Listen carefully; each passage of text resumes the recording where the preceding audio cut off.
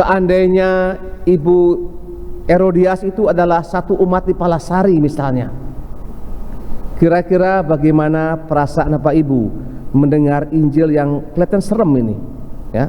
Karena dendam seorang perempuan, nah hati-hati itu. Makanya saya takut dengan perempuan itu kalau dia dendam itu. Tapi kalau dia baik-baik, tapi kalau dia dendam itu udah ingat sampai dunia kiamat itu. Nah, kalau kita pernah misalnya maki orang, apalagi maki seorang perempuan, dia akan tulis dalam hatinya dengan pisau belati itu, tinggal saatnya. Dan ini cerita yang mengisahkan bagaimana kemartiran seorang Yohanes yang memang berani mengatakan sesuatu yang benar, yang tentu tidak mengenakkan dan menyakitkan. Dan juga sama dengan Paulus Miki, dia menunjukkan kebenaran hanya ada dalam Yesus. Orang kaget, orang menentang dia, dan akhirnya samurai berbicara. Apakah hal yang demikian masih ada sekarang ini? Mungkin masih banyak tapi tidak terekspos. Tapi yang terpenting bukan itu bagi saya, adalah yang penting adalah semangat mewartakan perjumpaan pengalaman akan Yesus. Sehingga untuk menjadi martir tidak perlu hebat-hebat, tidak perlu. Yang penting kita mengerjakan pekerjaan yang kecil, ngepel, gosok WC dengan semangat yang besar. Minimal suami, istri saling mengerti dan menghargai itu. Minimal ucapan terima kasih itu penting. Kalau suami pergi misalnya melalui ke Melaya sana, itu mesti beritahu tuh istrinya, saya pergi dulu, jangan diam-diam saja. Kenapa? Dengan diam-diam tidak memberitahu itu artinya kita tidak menghargai pasangan hidup. Dan itu adalah awal dari matinya cinta dalam hidup ini. Ya. Kerap kali istri dingin dengan suaminya, kenapa? Tidak dihargai. Tiap pagi ngen kopi satu gemlong itu, tidak bilang terima kasih misalnya. Gian lawar, duang emer, makan habis, tidak dibilang terima kasih lagi.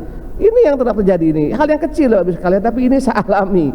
Saya melihat bagaimana kerap kali kita orang Bali ini ngaku hati, nah biasa romo bokuranan berselai tahun nih siap-siap, tidak bisa. Nah, justru semakin lama dalam pernikahan, dalam lama imamat atau suster itu, justru kita punya karakter semakin baik gitu ya. Memperhatikan yang kecil-kecil, kebersihan, minta maaf ini kalau rumah tangga kita punya rumah kotor, di sakristri pastoran kotor itu, bagi saya minta maaf, itu artinya Tuhan tidak hadir. Tuhan tidak hadir. Rumah itu mesti bersih ya, rapi, meskipun jelek tapi rapi gitu. Jangan macam kapal pecah tuh kah, mana buku, mana karung, mana serampang berserakan, kan gak lucu. Karena Tuhan itu pasti hadir memberikan yang terbaik, tentu perlu perjuangan ya. Dan ibu dalam rumah tangga adalah kunci dari segala-galanya. Bagi menurut saya sih, ibu mengatur semuanya. Bila kalau bapaknya kemproh, aduh minta maaf ini, aduh. Gitu juga. Dan hari ini kita mendengar bagaimana ada martir Paulus Miki, martir Yohanes. Semoga kita mempertimbangkan itu.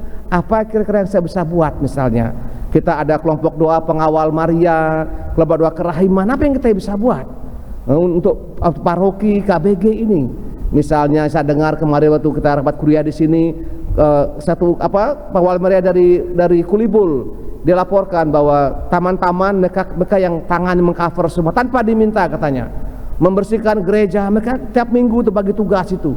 Kita di sini punya yang junior, ada yang senior. Apa yang kita bisa buat? Misalnya kaca-kaca kotor datang bersihkan, itu kipas angin itu digosok, disikat itu.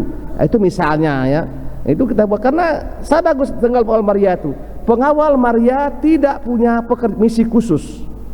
Semua pekerjaan yang dilakukan oleh anggota pengawal Maria ditujukan untuk kekudusan pribadi itu. Jadi pekerjaan yang dibuat, misalnya membersihkan gereja, ngeposok WC dengan senang hati, itu menguduskan para legioner itu bagus itu. Kita mohonkan itu adalah bagian dari semangat kemartiran. Kita mohonkan semangat ini, semangat kemartiran untuk semua umat di Palasari ini, pembangunan paroki ini demi kemuliaan Tuhan, agar rahmat Tuhan disempurnakan untuk kita semua. Amin.